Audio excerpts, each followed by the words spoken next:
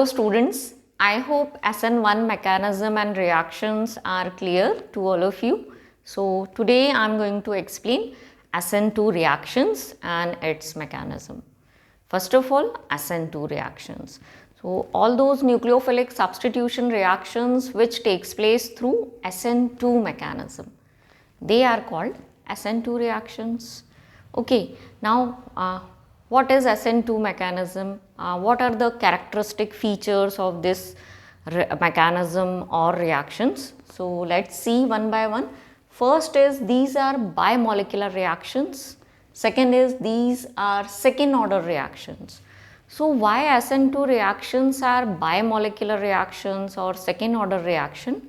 So answer is because rate of these reactions are affected by the concentration of two reactants, which are haloalkenes, that is represented by Rx, and the concentration of nucleophile.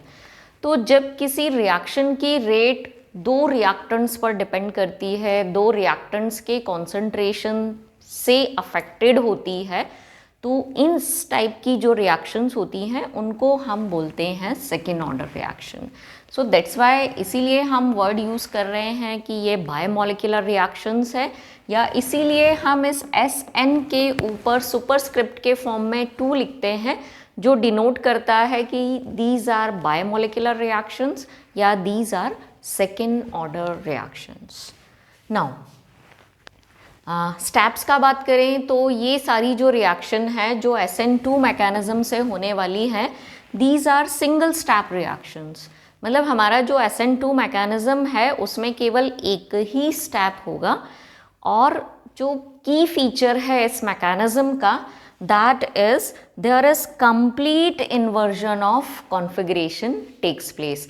मतलब जब भी SN2 mechanism होगा, जो atoms हैं या group of atoms हैं, इनके configuration का कंप्लीट इन्वर्जन होगा. ये ठीक उल्टा हो जाएगा पहले के कंपैरिजन में. मीन्स रिएक्टेंट में यदि हमारे जो एटम्स हैं या ग्रुप ऑफ एटम्स हैं, यदि वो राइट साइड प्रेजेंट हैं तो वो लेफ्ट साइड शिफ्ट हो जाएंगे. So there is complete inversion of configuration takes place during the SN2 mechanism. ये जो इन्वर्जन है, ये जो चेंज है कॉन्फ़िगरेशन में, कंप्लीट चेंज है, कंप्लीट रिवर्स जो कॉन्फ़िगरेशन में हो रहा है, इसको वाल्डेन इन्वर्जन भी बोला जाता है, या इसी को हम अम्ब्रेला इन्वर्जन भी बोलते हैं. तो वाल्डेन ने एक्चुअली ये इन्वर्जन का कॉन्सेप्ट दिया था, तो उन्हीं के ऑनर में, उन्हीं के नाम पर हम इसको वाल्डेन इन्वर्जन बोलते हैं. But why it is umbrella inversion? So actually strong winds में जिस तरीके से umbrella का जो ओरिएंटेशन होता है वो इनसाइड आउट हो जाता है, आपने देखा होगा. तेज़ हवा में जो umbrella का जो कॉन्फ़िगरेशन होता है, यदि वो इस तरीके से है तो वो अपोजिट हो जाता है, आउटसाइड वो फोल्ड हो जाता है. तो ठीक इसी तरीके का जो चेंज है कॉन्फ़िगरेशन में, वो हमको इस SN2 मैकेनिज्म में देखने को मिलता है. That's why this inversion is called umbrella inversion. तो इसको हम समझते हैं एक एग्जाम्पल के. So let's take one reaction through which we will understand the mechanism, SN2 mechanism. So this is the reaction CH3Br plus OH minus ion. OH minus ion is acting as nucleophile. This is my 1 degree haloalkane.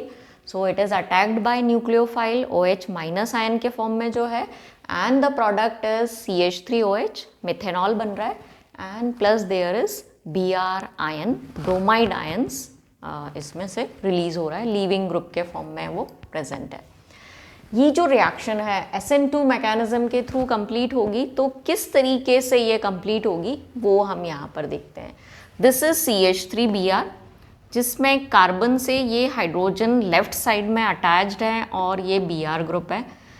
ये carbon delta positively charge होगा क्योंकि bromide का electronegativity carbon से ज़्यादा होता है. So that's why it is slightly negatively charge and this is slightly positively charge. OH ions जो कि न्यूक्लियोफाइल के फॉर्म में है, it will attack from the opposite side, means जिस साइड पर Br प्रेजेंट है या हेलोजन एटम प्रेजेंट होता है उसके अपोजिट डायरेक्शन से, उसके अपोजिट डायरेक्शन से जो हमारा न्यूक्लियोफाइल है वो अटैक करता है। ये इस मैकेनिज्म का की फीचर है। So this OH minus ion will approach from the opposite side of halogen atom. That's why there is formation of transition state जो कि हाईली अनस्टेबल होता है and readily it will give you the product.